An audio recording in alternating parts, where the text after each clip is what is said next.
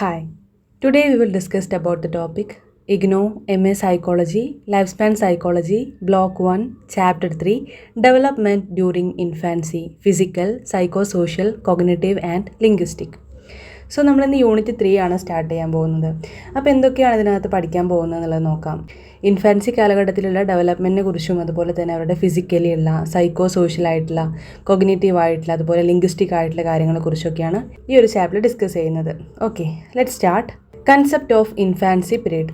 A child goes through the various stages in his full life such as infancy, childhood, adolescence, adulthood and lastly old age. This is the beginning period for a child and fastest period. Infancy period is defined in many areas, some by medical practitioners who define this period as of the period of young child. They do not specify any age limits. Some psychologists use the word infant in much the same way as members of the medical profession do. Infant is minor and is struggling for reaching the age of legal maturity. He is so helpless person and depend on other persons. The first 2 years of an individual's life are the time of his most rapid development.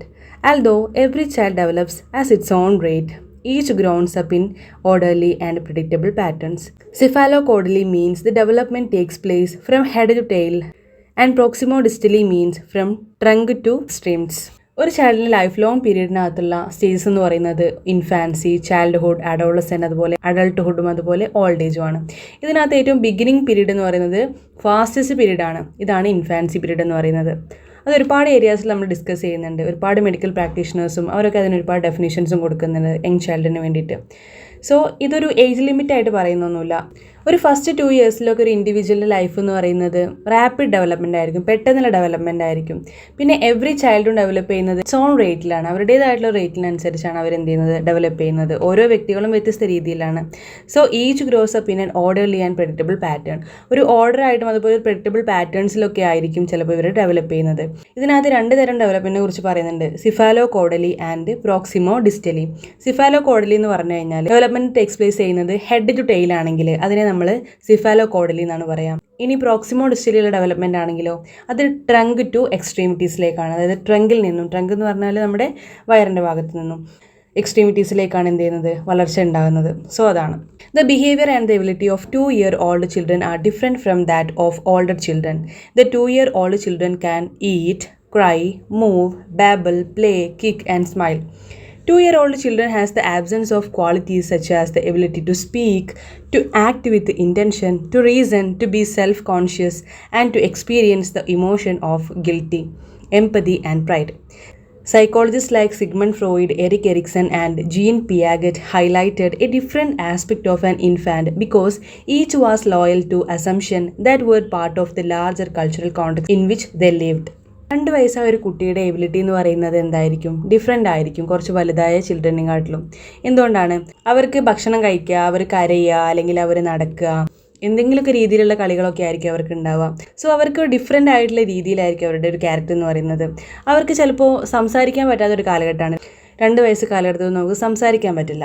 Okay, അതുപോലെ തന്നെ അവർ self conscious ആയിരിക്കില്ല എപ്പോഴും.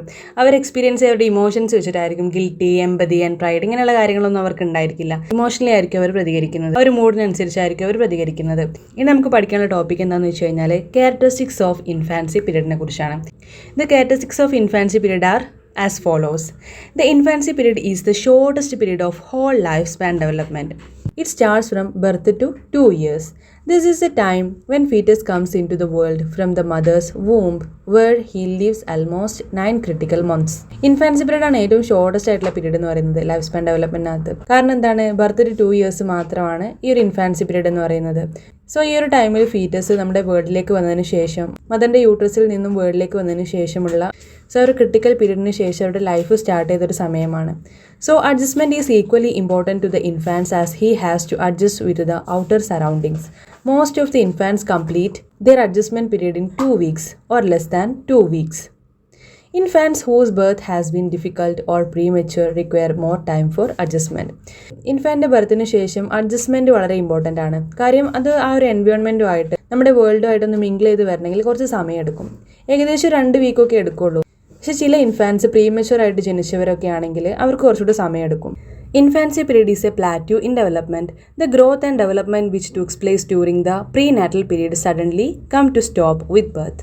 Infant loses weight after birth, is less healthy compared to what it was at the time of birth. At the end of this period, infant again starts gaining weight. Infancy period എന്ന് പറയുന്ന ഒരു plateau development ആണ്. അവരുടെ ഗ്രോത്തും ഡെവലപ്മെൻറ്റും prenatal പീരീഡിൽ പെട്ടെന്ന് stop ആയത് കാരണം അവരുടെ ബർത്തിന് ശേഷം അവർക്ക് എന്ത് ചെയ്യും, ചിലപ്പം അവരുടെ വെയിറ്റ് ലോസ് ചെയ്യും. കാര്യം വയറിനകത്തായിരുന്ന സമയത്ത് അബ്സോർപ്ഷനിലൂടെ അവർ ഒരുപാട് വെയിറ്റ് ഗെയിൻ ചെയ്തിട്ടുണ്ടാവും. ബർത്തിന് ശേഷം ഇൻഫാൻസ് എന്ത് ചെയ്യും, ആ വെയിറ്റ് ലോസ് ചെയ്യും. അത് ഹെൽത്തി അല്ല അവർക്ക് compared to what the time of birth. പിന്നെ അവസാനത്തിൽ എന്ത് ചെയ്യും, അവർ ആ വെയിറ്റ് ഗെയിൻ ചെയ്തെടുക്കും. Okay, Bell argue suggested that infancy is a period of the future prediction. We can start some future prediction about the infant. Some activities show the prediction of development. It is a preview of later development. Bell suggest ചെയ്യുന്നത് എന്താണെന്ന് വെച്ചാൽ infancy പീരീഡിനകത്ത് തന്നെ നമുക്ക് അവരുടെ future predict ചെയ്യാൻ പറ്റുന്നതാണ്. ആ ഇൻഫാൻറ്റിൻ്റെ ആക്ടിവിറ്റീസും അവരുടെ ഡെവലപ്മെൻറ്റ് സ്റ്റേജൊക്കെ നോക്കിക്കഴിഞ്ഞാൽ അവരുടെ ഫ്യൂച്ചർ നമുക്ക് എന്ത് ചെയ്യാൻ പറ്റും, പ്രെഡിക്റ്റ് ചെയ്യാൻ പറ്റുമെന്നുള്ളതാണ്. അത് അവരുടെ ലേറ്റർ ഡെവലപ്മെൻറ്റിനെ കാണിച്ചു തരുന്നുള്ളതാണ്. So infancy is considered a period full of hazards in terms of physical and psychological adjustment. Physical adjustment to the new environment is difficult for the child. The attitude of the family members create more difficult situation for the infant. Psychologically, the attitude of significant towards the infant gets crystallized. The attitude changes from one stage to another. Infancy consider ചെയ്യുന്നത് ഒരു period of hazards ആണ് in terms of physically ഉള്ള psychologically ഉള്ള അഡ്ജസ്റ്റ്മെൻറ്റുകളും കാര്യങ്ങളൊക്കെ. So physical adjustment എന്ന് പറയുന്നത് എന്താണ്, ആ ഒരു എൻവയോൺമെൻറ്റുമായിട്ട് കുട്ടി ഫിസിക്കലി അഡ്ജസ്റ്റ് ചെയ്യാൻ കുറച്ച് സമയം എടുക്കും. അത് കുറച്ച് ഡിഫിക്കൽട്ടാണ് ആ ഒരു ചൈൽഡിനെ സംബന്ധിച്ചിടത്തോളം, വേറൊരു വേൾഡിൽ നിന്ന് വന്നതാണ് അല്ലേ. So the attitude of the family members create more difficult situation for the infant. Family മെമ്പേഴ്സിൻ്റെ ആറ്റിറ്റ്യൂഡും എന്ത് ചെയ്യും, ആ കുട്ടിയിൽ ഒരുപാട് ഡിഫിക്കൽട്ട് സിറ്റുവേഷൻസ് ഉണ്ടാക്കും. So psychologically the attitude of significant towards the infant gets crystallized. This attitude changes from one stage to another. Psychologically പറഞ്ഞു കഴിഞ്ഞാൽ ഈ ആറ്റിറ്റ്യൂഡ് ചേഞ്ച് ചെയ്യുന്നപ്പോഴാണ് ഓരോ സ്റ്റേജിൽ നിന്നും മറ്റൊരു സ്റ്റേജിലേക്ക് കുട്ടി കടന്നു പോകുന്നതിനനുസരിച്ച് അവരുടെ ആറ്റിറ്റ്യൂഡ് ചേഞ്ച് ആയിക്കൊണ്ടേയിരിക്കും. ഓക്കെ, അപ്പോൾ ഇത്രയാണ് കാരക്ടറിസ്റ്റിക്സ് ഓഫ് ഇൻഫാൻസി പീരീഡിനകത്ത് പറയുന്നത്. സോ അടുത്തതാണ് adjustment during infancy. As already discussed, infants have to make certain important adjustment after birth. They have to make these changes quickly for their better development. If they are not able to effect those changes, they may face some problems regarding their adjustment. Even they may regress to a lower stage of development. There are 4 major adjustments during infancy period, which are described below. നമ്മൾ പറഞ്ഞു ഇൻഫാൻസിന് അവരുടെ adjustment important ആണ്. നല്ല അഡ്ജസ്റ്റ്മെൻറ്റിലൂടെ മാത്രമാണ് ഇൻഫാൻസിന് വളരെ നന്നായിട്ട് ഡെവലപ്മെൻറ്റും കൂടെ മുന്നോട്ട് കൊണ്ടുപോകാൻ പറ്റുള്ളൂ. അല്ലെങ്കിൽ അതൊരു ബെറ്റർ ഡെവലപ്മെൻ്റ് ആയിട്ട് മാറില്ല. സോ ഒരുപാട് ചേഞ്ചസ് അവർക്ക് നേരിടേണ്ടി വരും. പെട്ടെന്ന് അഡ്ജസ്റ്റ് ചെയ്യാൻ പറ്റുന്നവർക്കായിരിക്കും നല്ല ബെറ്റർ ഡെവലപ്മെൻറ്റ് ഉണ്ടാവാൻ പറ്റുക, ബെറ്റർ ഡെവലപ്മെൻ്റ് ആയിട്ട് മാറാൻ പറ്റുക. പ്രധാനപ്പെട്ട 4 മേജർ അഡ്ജസ്റ്റ്മെൻറ്റ് ഏതൊക്കെയാണെന്നുള്ളത് നോക്കാം ഇൻഫാൻസി പീരീഡിനകത്ത്. സോ ഒന്നാമത്താണ് temperature changes. There is a constant temperature of 100 degree Fahrenheit in the uterine sac, while temperature in the hospital or home may vary from 60 to 70 degree Fahrenheit. നമ്മൾ മദറിൻ്റെ യൂട്ടസിനകത്തായിരിക്കുന്ന സമയത്ത് അവിടെ 100 degree of Fahrenheit ആണ് ഉണ്ടായിരുന്നത്. പക്ഷെ നമ്മൾ വന്നതിന് ശേഷം, നമ്മൾ ഈ ഒരു വേൾഡിലേക്ക് വന്നതിന് ശേഷം നമ്മൾ ഹോസ്പിറ്റലിലായിരിക്കാം അല്ലെങ്കിൽ വീട്ടിലായിരിക്കാം. അപ്പോൾ ആ കുട്ടികൾക്ക് അനുഭവപ്പെടുന്ന ടെമ്പറേച്ചർ എന്ന് പറയുന്നത് 60 to 70 ഡിഗ്രി ഫാരൻഹീറ്റ് ആണ്. അപ്പോൾ അതുമായിട്ട് നന്നായിട്ട് കോമ്പാക്ട് ചെയ്താൽ മാത്രമാണ് അവർക്ക് ബെറ്റർ അഡ്ജസ്റ്റ്മെൻറ്റ് ചെയ്യാൻ പറ്റുള്ളൂ. Second, breathing. When the umbilical cord is cut, infant must begin to breathe on its own. ആ ഒരു ഇൻഫാൻറ്റ് മദറിൻ്റെ വൂമ്പിൽ നിന്ന് നമ്മൾ എടുക്കുന്ന സമയത്ത് അംബിളിക്കൽ കോഡ് കട്ട് ചെയ്ത് കഴിഞ്ഞാൽ, അഥവാ പുക്കിൾ കോഡ് കട്ട് ചെയ്ത് കഴിഞ്ഞാൽ പിന്നെ എന്തായാലും ആ കുട്ടി സ്വന്തമായിട്ട് ബ്രീത്ത് ചെയ്തേ പറ്റൂ. അതുവരെ നമ്മൾ അംബിളിക്കൽ കോഡുമായിട്ടാണ് എന്ത് ചെയ്തിരുന്നത്, ബ്രീത്തിങ്ങും കാര്യങ്ങളെല്ലാം നടത്തിയിരുന്നത്. പക്ഷേ ആ ഒരു അംബിളിക്കൽ കോഡ് കട്ട് ചെയ്യുന്ന സമയത്ത് തന്നെ ആ ഒരു കുട്ടി എന്തായാലും എന്ത് ചെയ്തിരിക്കണം, ബ്രീത്ത് ചെയ്തിരിക്കണം. So sucking and swallowing. The infant must now get nourishment by sucking and swallowing instead of receiving it through the umbilical cord. These reflexes are imperfectly developed at birth, and the infant often gets less nourishment than is needed and thus loses weight. സക്കിങ്ങും സ്വോളോയിങ്ങും വളരെ പ്രധാനപ്പെട്ട ഒരു കാര്യമാണ്. ആ ഒരു ഇൻഫാൻറ്റിന് നറിഷ്മെൻറ്റും ന്യൂട്രീഷനോ കിട്ടിയിരുന്നത് umbilical code വഴിയാണ് യൂട്രസിനകത്തുനിന്ന്. പക്ഷെ അത് പുറത്തെത്തുന്ന സമയത്ത് അതിന് എന്തായാലും സക്കിങ്ങും സ്വോളോയിങ്ങും ചെയ്യേണ്ടി വരും എന്നുള്ളതാണ്. അത് ആ റിഫ്ലെക്സിലൂടെ തന്നെ ഇംപെർഫെക്റ്റ് ആയിട്ടായിരിക്കും ആ ഒരു ബർത്തിൻ്റെ സമയത്ത് ഉണ്ടാവുക.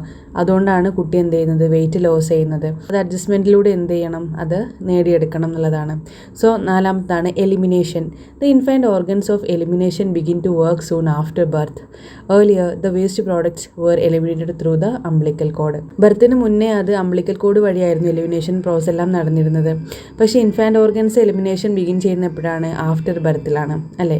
സോ എലിമിനേഷൻ കറക്റ്റായിട്ട് പ്രോപ്പറായിട്ട് തന്നെ നടക്കണം എന്നുള്ളതാണ്. സോ ഈ 4 കാര്യങ്ങളാണ് ആ ഒരു ഇൻഫാൻറ്റിന് അഡ്ജസ്റ്റ്മെൻറ്റ് വേണ്ടത്. Temperature changes, breathing, sucking and swallowing and elimination. Okay, അടുത്തതാണ് hazards during infancy period. As mentioned earlier, the period of infancy is the shortest period of development for a child. In this short time, there are many hazards. These hazards may be classified as physical and psychological hazards. എന്താണ് physical hazards എന്ന് നോക്കാം. The physical hazards of infancy, though of low significance, its effect on infant can affect the entire lifespan of the child. Some physical hazards are given below. ഒന്നാമതാണ് complication at the time of birth. If the mother has some complication at the time of birth or delivery, chance of child getting physically injured are high. ബർത്തിൻ്റെ സമയത്ത് ആ ഒരു കുട്ടിയുടെ ഡെലിവറിയുടെ സമയത്ത് ഉണ്ടാകുന്ന injuries എന്ത് ചെയ്യാം, ആ കുട്ടിയുടെ ഫിസിക്കലി ഇഞ്ചുർ ആക്കാം. A caesarean birth is likely to result in anoxia, a temporary loss of oxygen to the brain. If the anoxia is severe, brain damage will be far greater than if anoxia lasts for only a few second. Caesarean ബർത്തിലും എന്തുണ്ടാവാറുണ്ട്, anoxia ഉണ്ടാവാറുണ്ട്. ഒരു temporary loss of oxygen ആണ് ബ്രെയിനിലേക്കുള്ള. ആ ഒരു anoxia severe ആണെങ്കിൽ brain damage ഉണ്ടാകാനുള്ള സാധ്യത കൂടുതലാണെന്നുള്ളതാണ്. ഒരു ഫ്യൂ സെക്കൻഡിലൊക്കെ ആയിരിക്കാം ഉണ്ടാവുക. The more complicated the birth and the more damage there is to the brain tissue. Brain ടിഷ്യൂവിനായിരിക്കും കൂടുതലായിട്ടും ഡാമേജ് ഉണ്ടാവുക. So greater will be the effect on the infant post natal life and adjustment. അതിൻ്റെ post natal adjustment അത് കുറച്ച് ബുദ്ധിമുട്ടായിരിക്കും, അതായത് ബർത്തിന് ശേഷമുള്ള ഒരു കാലഘട്ടം. So the use of too much medicine at the time of birth may lead to serious complication. Serious കോംപ്ലിക്കേഷന് മറ്റൊരു കാരണം കൂടെ ഉണ്ടാവാം. ബർത്തിന് ശേഷമുള്ള മെഡിക്കേഷനും എന്ത് ചെയ്യാം, അതിനകത്തേക്ക് ബാധിച്ചേക്കാം. സോ അടുത്താണ് multiple birth. Children of multiple births are usually smaller and weaker than singletons as a result of crowding during the prenatal period, which inhibits fetal movements. These infants tend to be born premature, which adds to their adjustment problems. Multiple birds ഉണ്ടായി കഴിഞ്ഞാലും ഇൻഫാൻസിന് എന്തായിരിക്കാം, അവർക്ക് കിട്ടേണ്ട പ്രോട്ടീൻസും വൈറ്റമിൻസും അവരുടെ ഡയറ്റും ന്യൂട്രീഷനും എല്ലാ കാര്യങ്ങളും ചില babies കൂടുതലായിട്ട് അബ്സോർബ് ചെയ്യും. അപ്പോൾ മറ്റുള്ള ബേബീസിന് എന്ത് ചെയ്യാം, ഇമ്മെച്യൂരിറ്റി വരുത്താം. മൾട്ടിപ്പിൾ ബേർഡ്സ് എന്ത് ചെയ്യാം, അവർക്ക് പ്രശ്നങ്ങൾ ഉണ്ടാക്കാം. അതുപോലെ തന്നെ അവരുടെ മൂവ്മെൻറ്റ്സും കാര്യങ്ങളെല്ലാം അവർക്ക് ചിലപ്പോൾ പ്രശ്നങ്ങളായിട്ട് മാറിയേക്കാം. അടുത്താണ് post maturity. If the size of foetus is large, then at the time of birth there may be a need to use instruments or surgery which becomes hazardous to the infant. Critical condition of birth may create a hazard for the infant. Post maturity എന്ന് പറഞ്ഞാൽ ആ size of the foetus എന്ത് ചെയ്യാം, പെട്ടെന്ന് തന്നെ ബർത്തിൻ്റെ സമയത്ത് wait കൂടാനുള്ള chance ഉണ്ട്. ലാസ്റ്റ് മന്തിലൊക്കെയാണ് കുട്ടികൾ കൂടുതലായിട്ടും ഫാറ്റും കാര്യങ്ങളും അബ്സോർബ് ചെയ്ത് കൂടുതൽ വെയിറ്റ് ആകുന്നത്. സോ ആ ഒരു സമയത്ത് അവരുടെ ബർത്ത് കോംപ്ലിക്കേഷനിലേക്ക് പോവുകയും ചിലപ്പോൾ ഇൻസ്ട്രുമെൻറ്റ്സ് ഉപയോഗിച്ചിട്ടൊക്കെ വേണ്ടി വരും ചിലപ്പോൾ അവരെ എന്ത് ചെയ്യാൻ, പുറത്തോട്ട് എടുക്കാൻ വേണ്ടിയിട്ട്. ആ ഒരു ക്രിട്ടിക്കൽ സമയത്തൊക്കെ ചിലപ്പോൾ ആ ഇൻഫാൻസിന് ചിലപ്പോൾ ബാധിച്ചേക്കാം എന്നുള്ളതാണ്. സോ അടുത്താണ് prematurity. The condition of prematurity may at times be the cause of death of the infant. Prematurely born infants are also especially susceptible to brain damage. Anoxia is another problem when premature infants' respiratory mechanism is not fully developed. This effect may be such that it can also be long lasting. അതായത് പ്രീമെച്യൂരിറ്റി ചിലപ്പോൾ കുട്ടികളുടെ ഡെത്തിലേക്ക് നയിച്ചേക്കാം. അതായത് അവർക്ക് premature ആയിട്ട് ചില കുട്ടികൾ പിറന്നു കഴിഞ്ഞാൽ ആ കുട്ടികൾ ഒരിക്കലും എന്ത് ചെയ്യില്ല, സർവൈവ് ചെയ്യില്ല എന്നുള്ളതാണ്. സോ അടുത്തതാണ് സൈക്കോളജിക്കൽ ഹസാർഡ്സ്. എന്തൊക്കെയാണ് സൈക്കോളജിക്കൽ ഹസാർഡ്സ് നോക്കാം. നമ്മളിതുവരെ പറഞ്ഞത് ഫിസിക്കൽ ഹസാർഡ്സിനെ കുറിച്ചാണ്.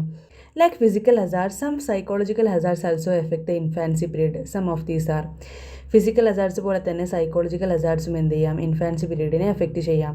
ഒന്നാമത്താണ് ട്രഡീഷണൽ ബിലീഫ്സ് അബൌട്ട് ബർത്ത്.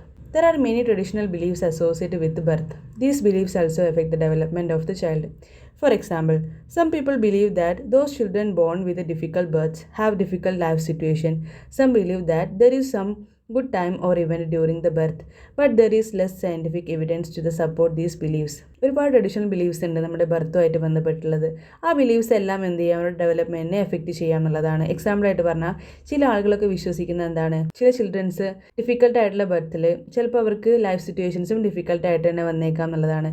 ചില ആളുകൾ വിശ്വസിക്കുന്നത് എന്താണ്, അവരുടെ ബർത്തിൻ്റെ സമയത്ത് നല്ല ഇവൻറ്റ്സും കാര്യങ്ങളൊക്കെയാണ് ഉണ്ടായിരുന്നത് എന്നുണ്ടെങ്കിൽ നല്ലതായിട്ട് വിശ്വസിക്കുന്നതാണ്. പക്ഷേ ഇതിനകത്തൊരു സയൻറ്റിഫിക് എവിഡൻസ് ഉള്ളതായിട്ട് തോന്നുന്നില്ല എന്നുള്ളതാണ്. സോ അടുത്തതാണ് helplessness.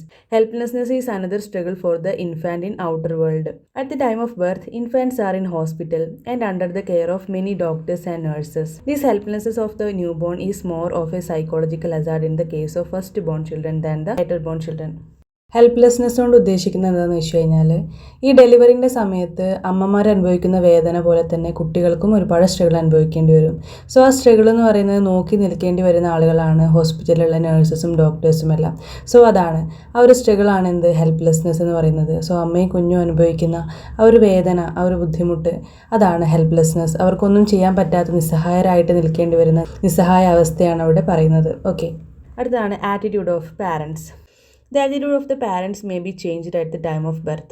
There are many reasons to change this attitude towards the infant, such as gender preferences, excessive crying and difficulty in nourishment, complication at the time of birth, unexpected arrival of twins and triplets. The mother attitude is more important for the infant because infants are in direct touch with their mother.